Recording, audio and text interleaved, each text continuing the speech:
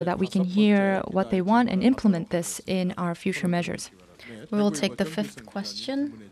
정규성 from Daegu Daily.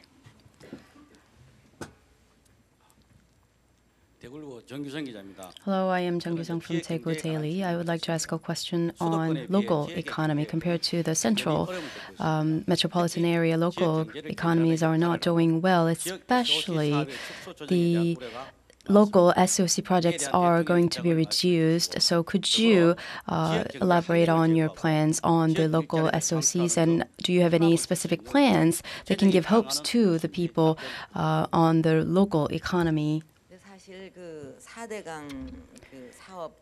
The four major projects excluded, so this SOC projects have not been reduced. In our budget bill, the SOC investment volume was 23.7 trillion won, which is higher than 23 trillion, the average of the five past years. And the investment based on our pledges on the local economies will continue to be made. So I think eventually the SOC investments volume will increase over the years. And in order to revitalize the local economy, what is important is to have a good plan, a very strategic plan. The central government will try to provide the customized plans and strategies for local economies, more specialized plans for each region. And as for the support mechanism, we will give more autonomy to the local government so that they can efficiently utilize the funds depending on their situation. In other words, the local governments can listen to the local citizens to make a plan and strategic plan, and then the central government will help with infrastructure support and the finance support. So for example, if the people have creative ideas, then we can pull all these ideas together so that these can be the driving force for local economic development and the economic government. And we established the local innovation town based on that idea, and that has been very popular. And we would like to build the innovative economy center in certain areas of country, bringing these online discussions into offline. But the central government will not take the lead in this effort. We will form some sort of task force team on each region so that each region can utilize their knowledge about the strength of certain region in implementing these plans. So we will invite professors of each region's university and experts in this region to form this committee to have discussions. And also chambers of commerce and economic organizations and experts, of course from the government as well, will come together to form this committee, and they will have discussions with local merchants to decide which plan will be most successful and most efficient, because we believe that local people have the best knowledge about the local economy. So this innovative center will serve that purpose. And in order to revitalize the local economy, what is most important is to boost the domestic demand.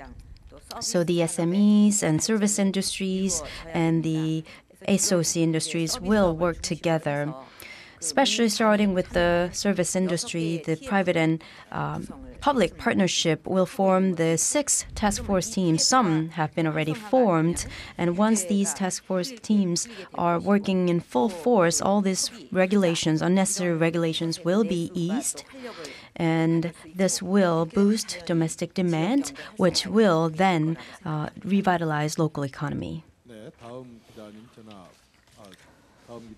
The next question, Mr. An Jong-hyun from New Delhi. As introduced, I'm An Jong-hyun from New Delhi. I think my question is a little bit controversial and sensitive. There is controversy surrounding your lack of communication with the people. You talked about historical perception, and you said that history issues are related to the soul of the country. And actually, you mentioned that some of the issues with history stems from how we are being educated at our schools, and you said that you will rectify any abnormalities in this area. However, there was an issue regarding a new right history textbook. Also, through the SNS, there have been a lot of rumors surrounding the railroad incident these days. And you have ordered your staff to preemptively deal with ungrounded rumors on the SNS regarding these issues. I would like to hear your thoughts on this.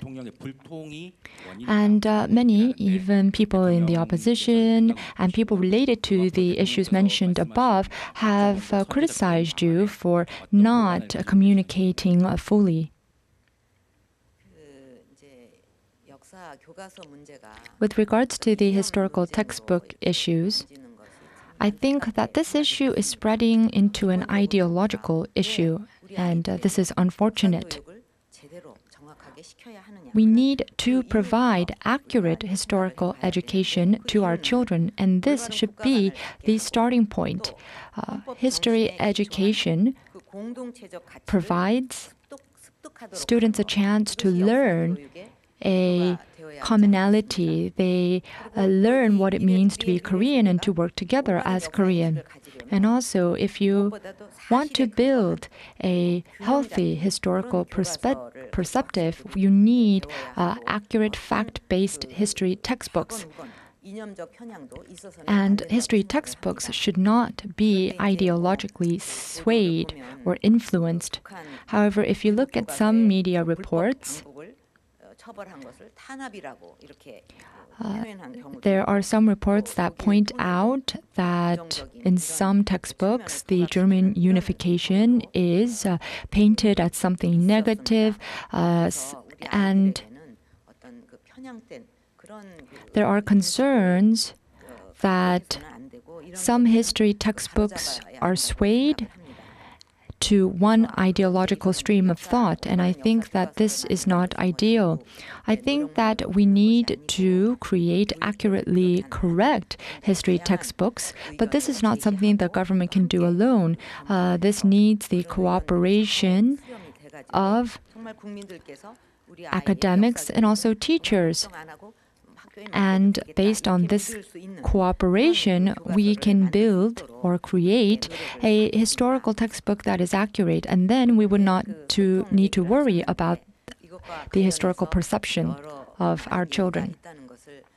And I also know and am very well aware of the criticism targeted toward me regarding the lack of communication. I would like to ask, though, what is true communication? I think we need to ask ourselves, so what do we mean by true communication? Communication can be just a physical meeting between two people, or it can mean accepting or compromising opposing opinions. I do not think the latter is communication. In the past, in our society, even if something was irregular or illegal, if you persisted with that particular idea, sometimes people accepted that idea. I think that when you stick by your principle and you do not accept irregularities and abnormalities, I don't think this is a lack of communication. This is being a law-abiding citizen. And I think we need to build a society where principles are respected, and I think that this is kind of a process in which we can build a society that rectifies abnormalities. So if we do not stick by principles, our basic principles, I don't think we can build a healthy society. And I think that if we do not stick by principles, then this will lead to an accumulation of abnormal or bad practices. So I think that sometimes this kind of sticking by your principles can be viewed as having a lack of communication. With the railroad issue, I have highlighted numerous times that we are not going to privatize the rail corporation. However, there is no confidence or trust. So I'm skeptical as to whether we can have true communication when there is a total lack of confidence. I am totally open to meeting anybody from any industry, and I will put more efforts into improving or increasing communication. But as for illegal issues, I will stick by law and I will stick by principle. I do acknowledge that there may have been some shortcomings in terms of communication, but I believe that I have communicated with the people through diverse channels. I would go to where the people are and listen to their voices. I visited people who operate SMEs, farmers, our youths. So I met with a variety of different people in Korean society. I have invited some to the Blue House. Sometimes I went to where they are and I heard their voices. Also, from across the country, we get suggestions to the Blue House, and I will look at these suggestions and I will try to resolve some of these suggestions or issues that were reported to the Blue House directly. And one of the most notable one was one sent to me by a father who lost his daughter 15 years ago. And he wrote that his daughter did not die simply from a car accident. And this father wrote to the Blue House almost for the past 10, 15 years. So again, after my government took office, he wrote to the Blue House. And after investigation, we realized that there were some issues with the investigation of his daughter's death. And so the father was very adamant and very persistent to reopen the case and investigate the case. And for the first time in 15 years, we reopened the investigation and we were able to find the culprit, and this person was punished. In the past, in the Blue House, the person who dealt with these suggestions was regarded as the person who had the most time. But now the staff that is in charge of taking care of these people's suggestions is always with me, even when I go overseas, and makes note of the suggestions and questions, and is always trying to resolve and get back to the people. I understand that I do have some shortcomings in the eyes of the Korean people, but I pledge that I will try harder to communicate. Please raise your hand if you have a question. Bang Min-hyuk from Channel A, please ask a question. Hello, I am Bang Min-hyuk from Channel A. Because we have a lot of people who are related to many issues, many people are reluctant to ask questions that are very sensitive. Recently, the Chief of Staff of the President said that there is no cabinet reshuffle. But does that mean that the President is satisfied with all the work of the ministries, or do you mean that you're not going to consider cabinet reshuffle for the time being? Currently, we are not considering the cabinet reshuffle at all at this point. This is our second year after I took office. We have a lot of work to do. We are swamped with work, and we are spending every minute to focus our energy on the major state affairs. So if we want to continue this work, I think all the cabinet members need to work together. So it's not a good time to shake up the cabinet. Many previous administrations conducted a cabinet reshuffle to turn things around in the midpoint, but I do not have any intention of this type of event of a cabinet reshuffle. And recently, the Government Organization Act was passed.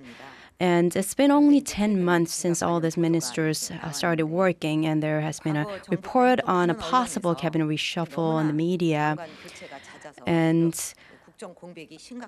many people also criticized for a frequent change in the cabinet members, and I agree with that criticism. I don't think we need to change our cabinet members too frequently. The average term of minister in Korea is 14 months. If it's that short, the term is that short, however capable that person is, it's not going to be easy to make achievements. So I need to urge our ministers to work harder to make sure that there's no need for a cabinet reshuffle. And if we see the need for a cabinet reshuffle, then we will do that accordingly in a due course. So I would like to ask for your understanding. I would like to ask a short question.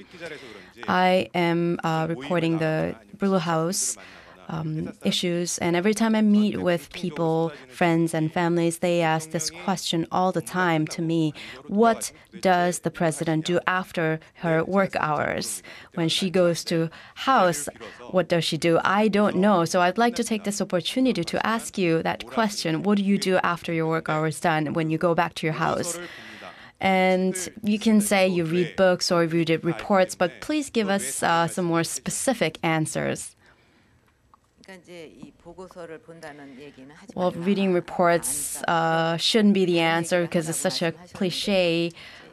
But what I do most is actually reading reports. I spend most of my time reading the reports so that I can look at the issues, and I talk with ministers and secretaries. And after making certain decisions on these reports, then sometimes I stay up all night and I stay up very late.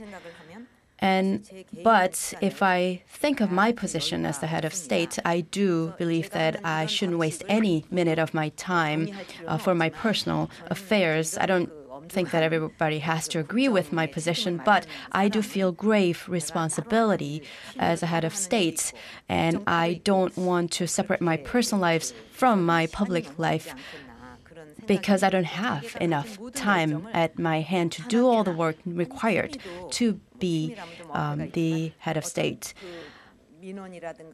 If there's an issues or suggestions on the government, I would like to resolve those issues as much as possible, as quickly as possible, and that's the most joy that I feel as a president. So again, I don't want to separate my personal life from public life. All I think about is my public life as a president, and I take great joy and rewarding feelings from my job as a president. Some might feel that it's such a stuffy life, and that's their choice, but this is my choice that I made, and that's what I do as a president. But I will give you some other activities that I engage myself in. I'm sure you know the Seromi and Himangi, the two puppies that we have in the Blue House, and they were introduced through SNS. And when I go out or come back, they always come to me to greet me. They wag their tails and show their pleasure to see me. So it's cold, it's a winter, but if the weather gets warmer, I would like to take these two dogs to give you the chance to meet them outside. And also I mentioned some suggestions or complaints made to the Blue House. And as I read them, I see a lot of difficulties and sufferings of the people, and I would like to resolve their issues and difficulties. And whenever I hear or see the replies from them that their difficulties were resolved, that's the greatest feeling I've ever had. The Himangi and Seromi are the two dogs, the Jindo dogs, that are living in the Blue House. We've received 7 questions from the domestic reporters. We will invite the foreign correspondent from Reuters. Thank you, Madam President. David Chance from Reuters. I'd like to ask what measures your administration intends to take to counteract the rise in the value of the won currency against the Japanese yen, and what measures your government would intend to take to help Korean companies who are suffering from the rise in the value of the won against the yen in export markets. Thank you. 안녕하십니까. 저는 로이터스 통신의 앤드루 챈스 지국장입니다. 먼저 대통령님과 한국 정부가 일본 엔화 대비 원화 가치 상승에 대응하기 위해서 어떤 조치를 취할 예정이신지 여쭙고 싶습니다. 또한 수출 시장에서 엔저 혜택을 받고 있는 일본 경쟁사에 비해서 원화 가치 상승으로 고통받고 있는 한국 기업들을 위해서 어떤 조치를 도입하실지도 여쭙고 싶습니다. 감사합니다. I think crisis can also be seen as opportunity. So I think depending on how corporations respond to the situation, they can turn crisis into opportunity. If corporations take on restructuring or they cut manufacturing costs, then they can actually grow. And if they actively try to build or overseas markets or enter into overseas markets, this can also be an opportunity. And if you look at foreign examples, there are companies who have experienced similar difficulties, who went through these kind of changes and became stronger. Of course, the weakening yen or the weaker yen is a burden on the Korean economy. However, if you look at FTAs, we are actually ahead of Japan. Korea is actually one of the countries with the most FTAs in the world. So if companies can really maximize on this fact, they can secure export competitiveness, and this can help them in the face of a weaker yen. The government is focusing on SMEs that are more vulnerable in relative terms, and we are providing support. For instance, we have what is called a FTA call center.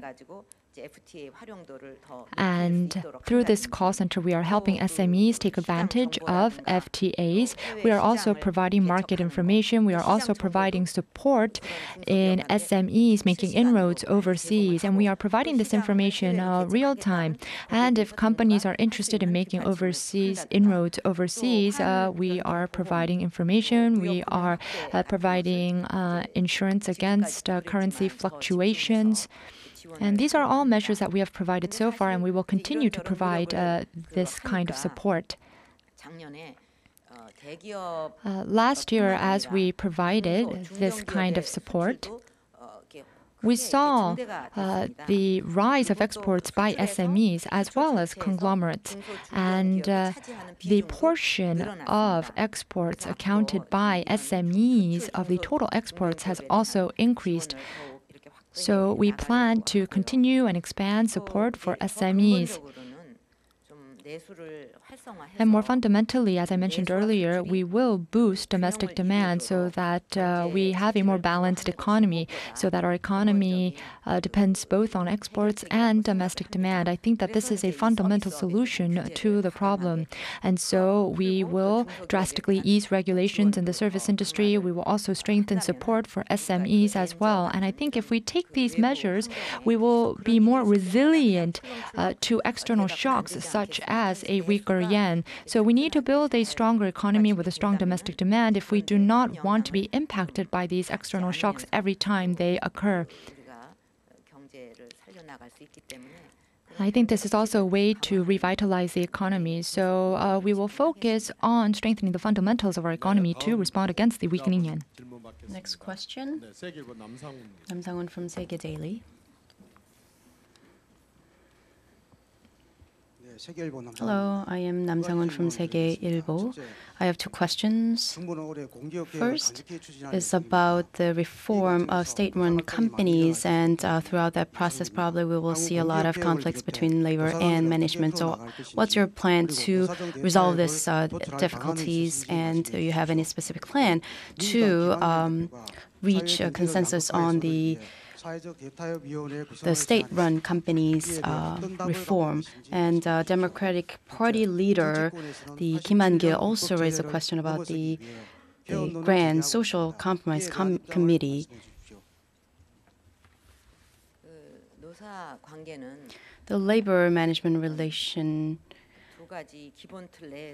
will be addressed in two principles.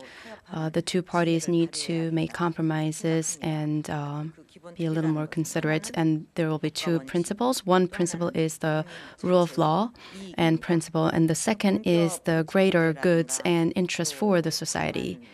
So the mismanagement of state-run companies is a big issue, so the people involved in this issue must look at this issue from the perspective of citizens.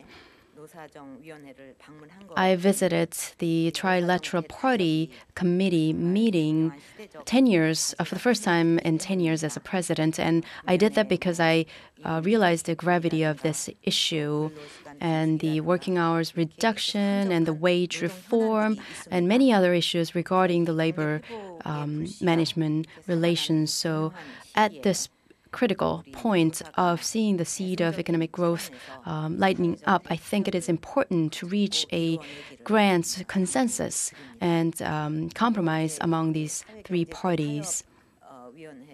And this Grand Compromise Committee is also an issue that's been discussed recently. There's a question on that. The Trilateral Committee can address all these related issues on the labor management relations, and if necessary, we can expand this trilateral committee. We already have this existing committee, but just because we have some problems, we can't just create a new committee. With that approach, we can't really achieve great results. So I think we need to focus on our existing capacities, and we need to focus on this existing trilateral committee so that we can resolve all these issues regarding labor management relations. As for the constitutional amendment issue that you raised a question about, we had this NIS election meddling issue and their online posts. We wasted this whole year in this wasteful discussion and debate. But constitutional amendment is such a big task. Once we start this process, it's like a black hole that sucks in all this energy of society. So we can't really focus on other important issues if we do that. And as I mentioned, we are at this critical juncture where we are seeing the revival of economy, and this is the time that we've put all our focus energy in this economic revival. We cannot have any distraction from this important issue. And if we have this black hole, then this seed of economic revival will disappear. So I would like to focus all our energy on this economic revival so that we can have full-fledged economic development and growth, so that people can feel more secure, more happy, and we can reach a point of per capita income of $30,000 or $40,000.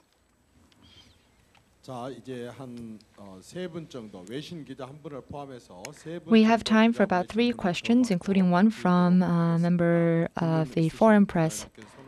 So if you have a question, please raise your hand. Next is Mr. An Jae-hee from 중부일보.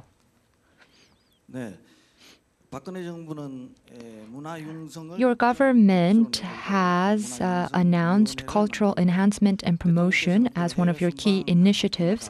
Also, when you go overseas, you always make sure to visit a cultural site. I personally think that this is something that you can be lauded for. However, I don't think many Koreans can feel any difference that has been in place after your announcement of cultural promotion and enhancement. Also, metropolitan rural areas have a huge gap in terms of cultural availability. My first question is, what are some actual plans that you are implementing to promote culture?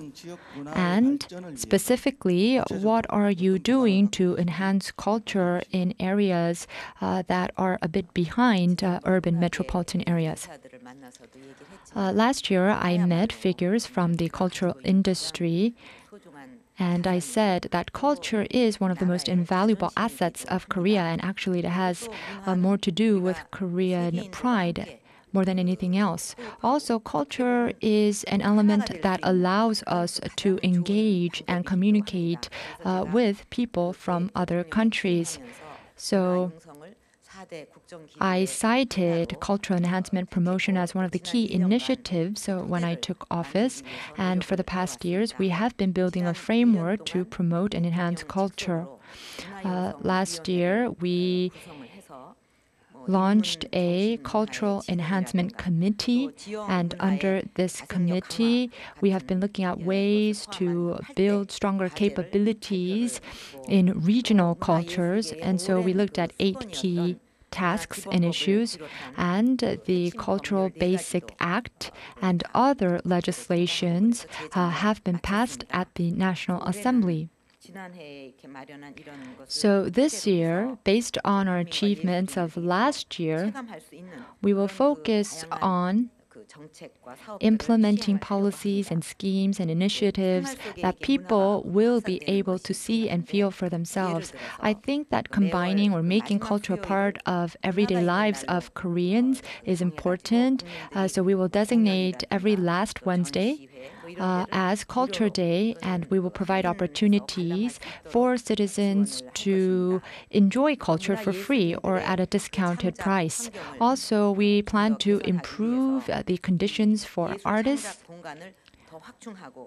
As a measure, we will ensure that these artists can have the space to do their art, and we will also enhance the welfare system for artists. Furthermore, we will also boost our cultural contents as well. We see great potential in the cultural contents of Korea, such as K-pop. In order to foster this content, we will strengthen funding for cultural initiatives, and we will also provide support for artists so that they can make use of what is called the Contents Korea Lab. And through this center, they will be able to turn some of their cultural content into businesses. You talked about the gap between the cultural availability in rural areas and urban areas. Last year, we held discussions across the country regarding cultural policies in each of the regions. We were also there to hear their voices and opinions on how we can enhance culture in their regions and local areas. And as a result of these discussions, we enacted the Regional Cultural Promotion Act. And this year, based on the Regional Promotion Cultural Act, we will also enact another legislation that will further strengthen support for local artists as well. And we will also foster organizations and associations of regional local artists. And we will provide support that these organizations and associations can play a pivotal role in enhancing culture in local areas. We will also try to build brands for local cultures and arts. And we believe that this can also provide a channel for revitalizing local economy and also creating jobs. Next question, Kim Jong-yun from YTN.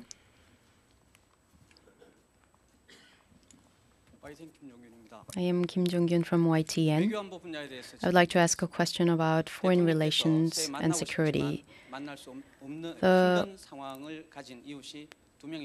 I think there are two neighbors that we want to have conversations with, but we cannot. One's asking for new talk. That's the North Korean leader Kim Jong-un, and the other is Shinzo Abe, the Prime Minister of Japan, who visited the Yasukuni Shrine last week, which caused anger and disappointment among neighboring countries. Next year marks the 50th anniversary of the normalization of the the diplomatic ties of the two countries, Japan and Korea. And I think we're going to have a very hard time in this current situation. So what can we do in this situation where we cannot expect a change in the position of Japan? Is there any possibility of the summit talk between Korea and Japan? Also, another question is about the Inter-Korean summit. Do you have a plan to have an Inter-Korean summit within your term in office?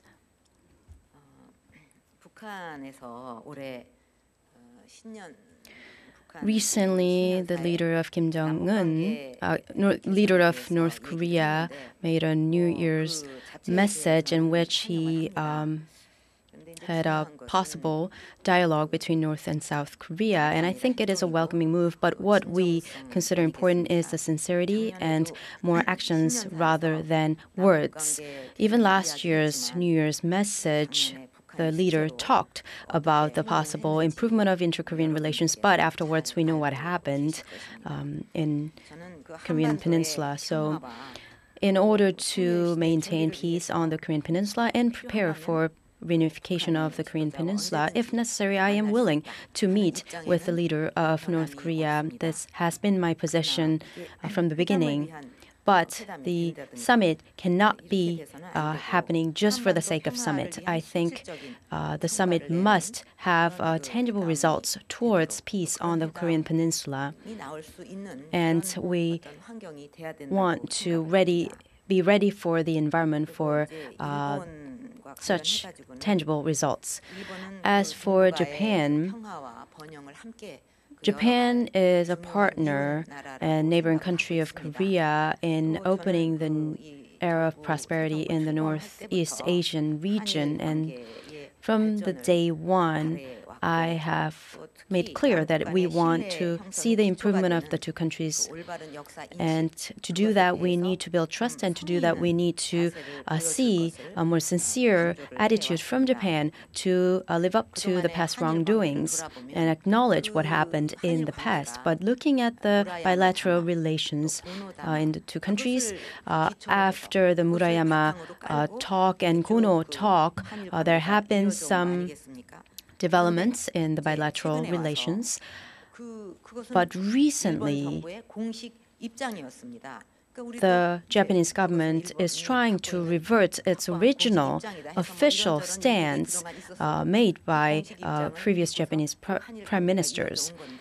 We believed Japanese ministers, prime ministers' previous official positions, but what is happening right now is the Korean prime minister trying to reverting the previous official position, which is threatening the peaceful relationship between the two countries. And as a result, the bilateral cooperation is not moving forward.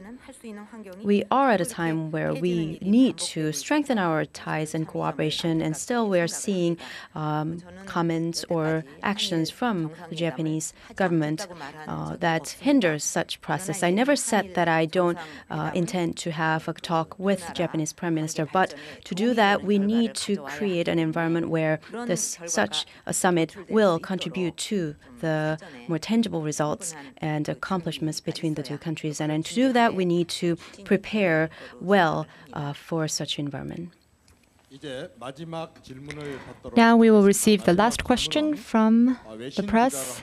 The last question is a foreign correspondent. He is very fluent in Korean, so we will invite Ru Xinghai from China CCTV. I am Ru Xinghai from China's CCTV. I'm very honored to be able to ask the last question. So, in representing the Chinese media, I have a question. In Korea, every year, every New Year,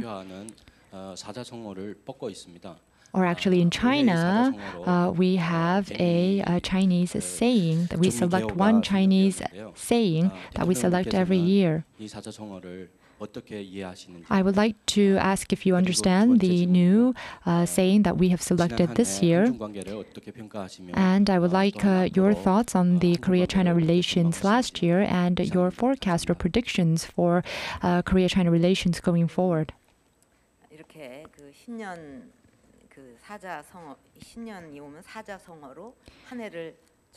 So you organize the past year using a phrase and select one for the new year. And I think that this kind of custom actually shows the similarities between Korea and China. And I'm very impressed by your Korean language skills. And you actually look Korean as well. So if somebody did not tell me that you were Chinese, I would have thought you were Korean. So I think that this all shows the similarities of Korea and China and how we are close neighbors. You talked about 전미개오, the Chinese phrase that was selected for this year, and my thoughts on this phrase. The original meaning is to break free from greed and to face reality as it is. So this is my understanding of the phrase.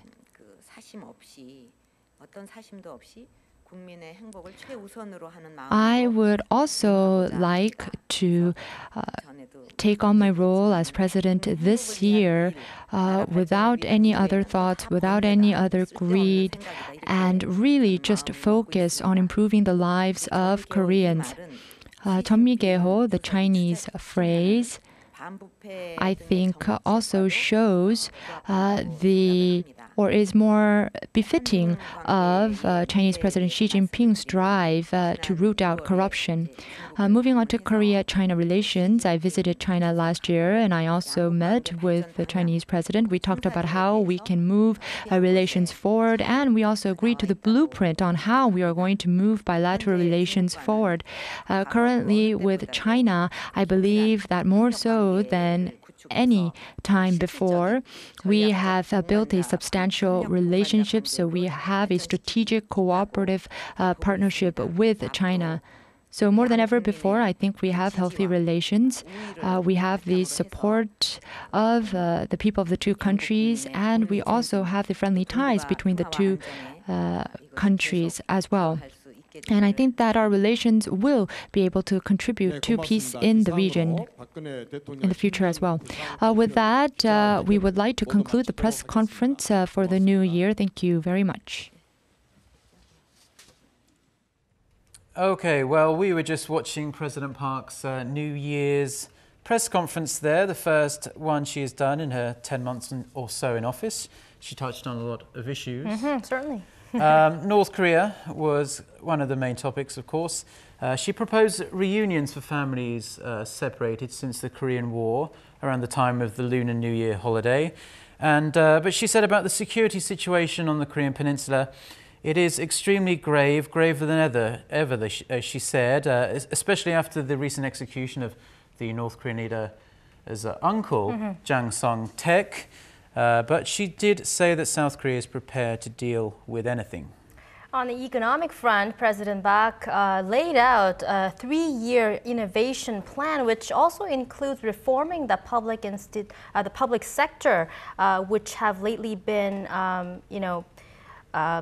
at the center of scandals and reports emerging of mounting debts within these organizations. She also mentioned that the government will make efforts to boost investment in the domestic economy, especially among small and mid-sized businesses, and much more. And more details we'll certainly bring you in our next newscast. That's right. Well, Yusan and I will be back at noon, which is just in a few minutes' time, really, and we'll bring you more details on that press conference in much more detail. But until then, we'll say goodbye, and yes, goodbye. Thank you for watching.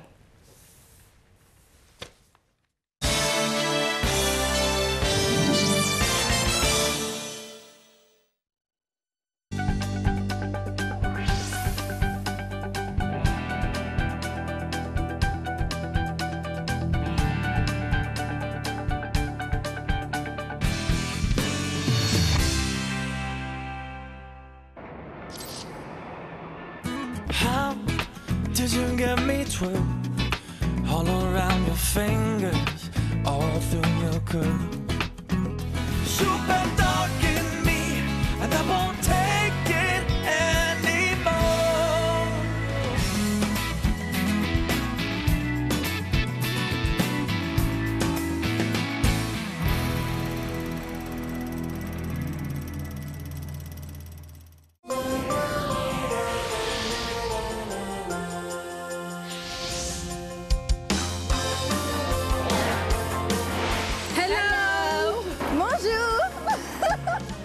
皆さん、Hallo.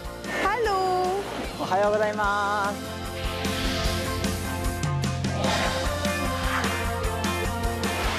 す. Je t'aime. Quel beau comme ça. Ich liebe euch.愛してる.